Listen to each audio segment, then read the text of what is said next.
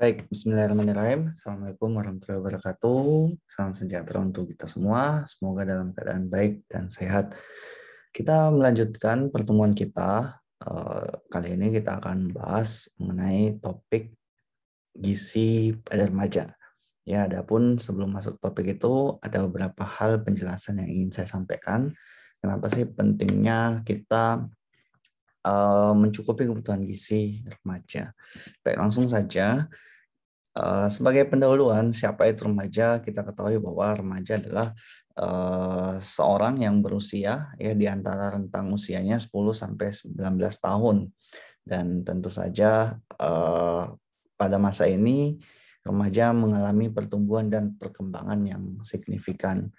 Ya, ada beberapa hal yang mempengaruhi pertumbuhan dan perkembangan secara teori. Ya, dari segi internal dipengaruhi oleh hormon, kemudian bagaimana berat lahirnya, dan juga apakah kondisi lahir prematur atau tidak. Sedangkan secara eksternal, dan juga dipengaruhi tentu saja oleh gizi, bagaimana asupan makan dari dalam tubuh sehingga kecukupan gizinya dapat meningkatkan ya tumbuh kembang secara optimal. Secara eksternal dipengaruhi oleh lingkungan, sosial ekonomi, dan juga budaya. Saya rasa hal ini perlu penjelasan lebih lanjut. Namun ya lingkungan yang baik itu, lingkungan yang bersih itu akan mempengaruhi pertumbuhan, ya kurang terpapar dari penyakit. Kemudian kondisi sosial ekonomi, bagaimana mencukupi kebutuhan gizi, akses terhadap makanan dan lain-lain, serta budaya termasuk pantangan-pantangan makan. Dan remaja dibagi menjadi beberapa bagian ya. Ada remaja awal ya. Kalau remaja awal itu usianya 10 sampai 13 tahun. Kemudian ada remaja tengah middle age yaitu 14 sampai 16 tahun, dan juga remaja akhir 17 sampai 19 tahun. Dan remaja awal ini memiliki karakteristik ya, mulai puber, perhatian dengan bentuk tubuh, perluasan pergaulan, hubungan teman sebaya, dan kognitifnya masih relatif stabil, serta tampilan fisiknya terjadi pertumbuhan yang cepat ya, mulai ada tanda-tanda mature. Kemudian disinilah awal mula perubahan alat kelamin. Dan untuk remaja tengah, karakteristiknya itu ya memasuki masa puber, tentu saja terjadi pembentukan perilaku ya, dan sudah ingin diakui keberadaannya, mulai ada muncul konflik ya, serta abstraknya kognitifnya itu sudah relatif labil, abstrak gitu. Dan tampilan fisiknya biasanya di sini pada usia-usia seperti ini yang mulai muncul rambut pada alat kelamin atau bertambah banyak, kemudian ukuran bagi laki-laki ya penisnya juga bertambah banyak, sedangkan pada perempuan terjadi pembesaran pada payudara dan mulai memasuki masa menstruasi. Pada remaja akhir ini sudah bisa dikatakan mature secara physically, kemudian mulai ada body image, pembentukan citra tubuh, dan mulai sharing ya pada temannya, mulai ada kelompok-kelompok yang bisa diajak sharing dan lebih idealis dan lebih menyadari dirinya, keberadaannya lebih diakui. Kemudian secara fisik dia sudah matang, mature, maka sudah bisa dikatakan untuk pertumbuhannya itu sudah akan dewasa, termasuk bagaimana kondisi dari alat kelaminnya. Nah, kita ketahui bersama bahwa terdapat perbedaan pertambahan berat badan, yaitu tinggi badan dan juga berat badan pada remaja, khususnya pada laki-laki dan perempuan. Jika kita melihat sebuah siklus pertumbuhan tinggi badan, ya pertambahan tinggi badan pada perempuan itu lebih awal dibanding laki-laki. Biasanya perempuan di rentang usia 10 sampai 14 tahun, sedangkan laki-laki itu 14 sampai 18 tahun itu terjadi peningkatan. Sedangkan untuk berat badan, biasanya peningkatan berat badan perempuan itu sekitar 24 kg ya selama dia tumbuh kembang masa remaja, sedangkan laki-laki terjadi peningkatan berat badan sekitar 32 kg. Jadi ya oleh karena itu pentingnya mencukupi kebutuhan gizi agar tumbuh kembang pada remaja ini bisa optimal. Bagaimana kebutuhan gizi pada remaja? Ya, remaja mengalami pertumbuhan yang cepat, ya. Oleh karena itu kita perlu ya kebutuhan gizi atau kecukupan gizi yang optimal. Berdasarkan angka kecukupan gizi, kita bisa lihat di sini ya pada tabel pada laki-laki usia 10 sampai 12 tahun itu AKG-nya kecukupan energinya sekitar 2000 kilokalori. Ya, semakin bertambahnya usia, maka kecukupan energi akan semakin besar juga. Sedangkan pada perempuan dibandingkan laki-laki memang ada sedikit perbedaan ya pada usia yang sama dengan laki-laki angka kecukupan energi untuk perempuan itu lebih kecil ya. Ada beberapa faktor yang mempengaruhi kenapa kecukupan energi laki-laki dan perempuan itu berbeda. Biasanya lebih dipengaruhi oleh kondisi fisiknya. Yang pertama, laki-laki memiliki massa otot yang cukup tinggi, ya sehingga untuk pembentukan otot juga memerlukan energi yang besar dibandingkan dengan perempuan. Kemudian keadaan fisik laki-laki biasanya lebih besar, lebih tinggi, ya sehingga juga membutuhkan energi yang cukup besar. Selain itu ada faktor hormon yang mempengaruhi dan juga kondisi metabolisme dan aktivitas fisik laki-laki biasanya lebih aktif dibanding perempuan. Kemudian apa alasan kenapa kita penting mencukupi gizi pada remaja ya? Ada beberapa faktor tadi sudah disebutkan. Yang pertama adalah adanya proses tumbuh kembang yang cepat sehingga pemenuhan gizi harus optimal. Apabila tidak, maka terjadi masalah pertumbuhan dan perkembangan. Ini yang paling penting. Kemudian pada kondisi remaja itu terjadi pubertas. Ada beberapa kondisi tadi yang berkaitan dengan pubertas. Oleh karena itu, untuk mengatasi gangguan-gangguan pada pubertas, pentingnya mencukupi gizi, khususnya mengkonsumsi makanan yang bergizi seimbang pada remaja. Terjadi peningkatan massa otot dan tulang, tadi sudah saya sebutkan, biasanya pada laki-laki juga lebih tinggi massa ototnya dan massa tulangnya, namun laki-laki dan perempuan pada usia remaja ini masih mengalami pertumbuhan, ya sehingga penting mencukupi asupan gizi agar pertumbuhan massa ototnya dan tulangnya itu optimal. Kemudian,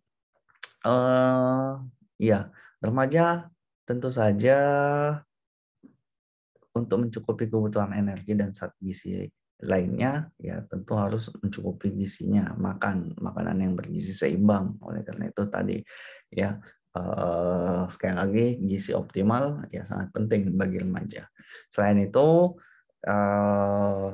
kecukupan asupan zat gizi ya atau kebutuhan gizi yang terpenuhi itu dapat menjaga mood atau dapat meningkatkan mood, memperbaiki moodnya ya.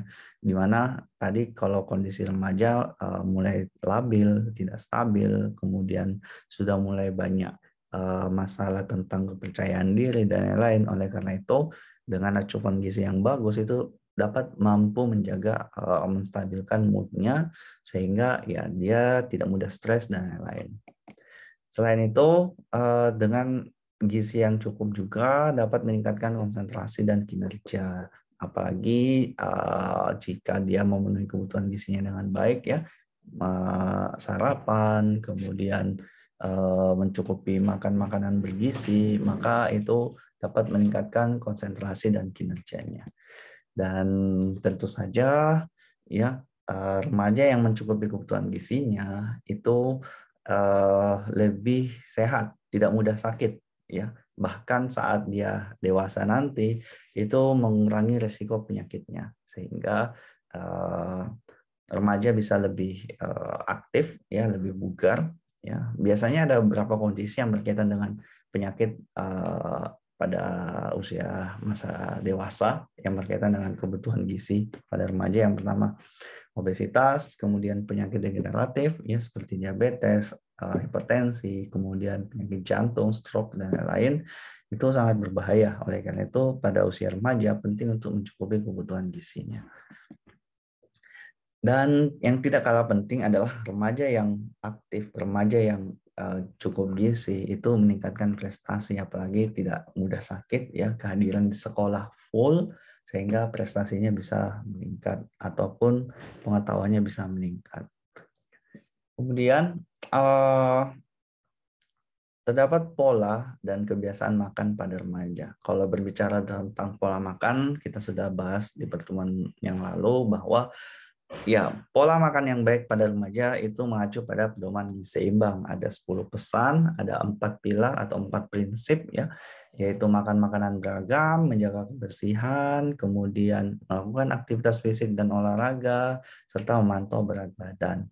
Kemudian untuk pola makan itu sendiri, ya mulai dari perbanyak konsumsi sayur dan buah, tingkatkan asupan protein, kemudian biasakan sarapan dan seterusnya. Namun ada juga kebiasaan-kebiasaan makan yang tidak baik pada remaja, ya seperti biasanya sekitar 40-60% remaja ditemukan itu lebih sering mengkonsumsi makanan cepat saji, khususnya di makan siang ya, di makan siang di mana makanan fast food ya seperti hamburger, fried chicken itu mereka lebih senang konsumsi seperti itu. Juga konsumsi makanan yang manis-manis ya, tidak hanya makanan tapi minuman yang manis juga, apalagi di kondisi sekarang ya ditemukan bahwa sekitar 80% remaja itu mengkonsumsi minuman manis khususnya di daerah perkotaan ya. Apalagi kalau seluruh penjajah makanan ini masuk ke seluruh daerah baik itu desa maupun kota. Kemudian beberapa remaja ya sebagian besar itu melewatkan sarapan tadi kaitannya dengan prestasi atau kehadiran di sekolah ya, kurang sarapan atau tidak melakukan sarapan itu sangat berbahaya ya, apalagi bagi remaja yang membutuhkan asupan gizi yang cukup besar ya untuk tumbuh kembangnya. Dan tentu saja ini yang sudah kita bahas, kurang konsumsi sayur dan buah. Kalau berbicara di Indonesia ya, 90% penduduk Indonesia termasuk remaja itu kurang konsumsi sayur dan buah. Dan yang paling sering ditemukan khususnya anak sekolah, remaja ya, itu jajanan rendah densitas gizi. Artinya tinggi kalori, tinggi energi. Ya, sehingga ini sangat berbahaya karena ini memicu makanan yang tidak bergizi seimbang. Dan akibatnya apa tadi? Bisa terjadi peningkatan massa tubuh, berat badan yang signifikan, bisa mengalami obesitas, bahkan jika berlanjut sampai dewasa, ya dampaknya bisa ke berbagai kondisi penyakit berkaitan dengan gizi seperti diabetes. Dan tentu saja kebiasaan makan ini bisa dirubah ya dengan melakukan edukasi, perbaikan perilaku, yang promosi gizi yang baik dan benar yang masif ke remaja itu dapat dilakukan. Dan selain kebiasaan makan, tadi ada berbagai masalah atau kondisi gizi terkait remaja. Ya, bisa kita katakan yang paling signifikan, yang paling besar adalah terjadi rendahnya konsumsi sumber zat besi, sehingga remaja rentang mengalami masalah yang disebut anemia gizi besi. Ya, kemudian remaja juga rentang kekurangan kalsium tadi karena tingginya konsumsi fast food ya, sehingga makanan yang sumber-sumber kalsium itu sangat rendah sehingga ya bisa memicu terjadi kekurangan kalsium. Apabila terjadi kekurangan kalsium, ini efeknya cukup signifikan pada saat dewasa maupun dia memasuki usia tua, itu lebih rentang beresiko atau mudah yang mengalami osteoporosis.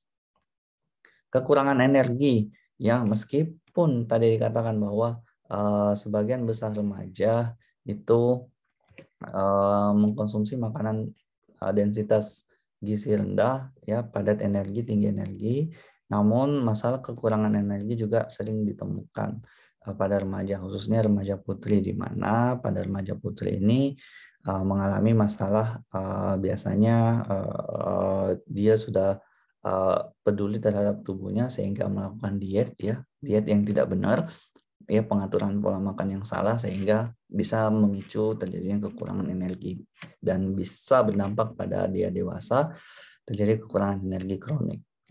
Kemudian ya aktivitas fisik yang kurang, semakin maraknya teknologi, penggunaan gawai atau gadget sehingga memicu terjadinya peningkatan rendahnya aktivitas fisik, apalagi screen time, waktu menggunakan layar itu lebih tinggi biasanya pada remaja. Gangguan kognitif Ya, ini beberapa kondisi ya bisa mengalami gangguan kognitif, terjadi peningkatan konsumsi makanan yang tidak bergizi bisa menyebabkan gangguan yang kognitif. Hidrasi ya, ini sepele namun sering ditemukan ya kurangnya cairan, asupan cairan, minuman sehingga memicu terjadinya dehidrasi. IQ rendah, ya ini ada kaitannya juga dengan gangguan kognitif. Ya biasanya makanan remaja yang tidak konsumsi gizi yang cukup, tumbuh kembangnya tidak optimal sehingga IQ-nya juga bermasalah. Dan bisa ada gangguan mood ya, mudah marah dan lain-lain, itu pemicunya juga kadang makanan. Dan perilaku makan menyimpang ya, eating disorder seperti bulimia dan anoreksia, ini kaitannya juga tadi dengan kurang energi, di mana biasanya lebih berpengaruh terhadap bagaimana citra tubuh remaja ya. Mereka sering membanding-bandingkan tubuhnya, tidak mau dikatakan gemuk dan lain-lain, padahal sebenarnya dia belum tentu gemuk ya, masih dalam kondisi normal, namun karena dia merasa bagaimana pendapat orang lain ya mengatakan dia gemuk, sehingga dia mencoba melakukan perilaku makan menyimpang ya, bulimia ataupun anoreksia. Baik, kemudian apa sih makanan yang baik dikonsumsi pada remaja? Tentu saja makanan yang baik dikonsumsi ya, semua makanan baik dikonsumsi, tidak ada makanan yang tidak baik. Namun sekali lagi kita harus perhatikan bagaimana kebutuhan, bagaimana kandungan gizinya, bagaimana keanekaragamannya, kemudian tentu saja selalu berpegangan pada pedoman gizi seimbang. Beberapa jenis makanan yang baik dikonsumsi remaja ya, di sini saya ambil dari berbagai sumber. Yang pertama sayuran ya, konsumsi sayur sebagai sumber vitamin dan mineral.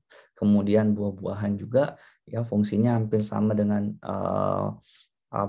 sayur-sayuran, namun dalam sayur dan buah-buahan itu ada berbagai macam jenis vitamin dan mineral. Oleh karena itu kita harus konsumsi semuanya ya, sesuai dengan anjuran. Kemudian ikan salah satu sumber protein hewani yang komplit ya. Kemudian selain dia memiliki kandungan protein yang tinggi, ikan juga memiliki asam lemak yang baik, omega 3, sehingga baik untuk perkembangan otak. Telur merupakan makanan yang memiliki gizi yang cukup banyak ya, mulai dari sumber protein sampai dengan beberapa jenis zat gizi mikro lainnya. Dan konsumsi telur itu juga dapat membantu meningkatkan kecukupan protein dalam tubuh sehingga dapat membantu dalam proses tumbuh kembang. Kacang-kacangan dan biji-bijian juga ya sebagai sumber protein nabati, termasuk tempe dan tahu. Dan sebenarnya masih banyak lagi ya, intinya sih mengatur pola makan yang baik ya, tidak konsumsi makanan yang manis, asin dan juga berlemak. Nah, itu boleh dikonsumsi tapi diatur dengan baik, dibatasi ya, seperti itu. Oke, baik, itu saja yang dapat saya sampaikan. Terima kasih atas perhatiannya. Semoga membantu. Sekian, wabillahi taufiq wal hidayah. Wassalamualaikum warahmatullahi wabarakatuh.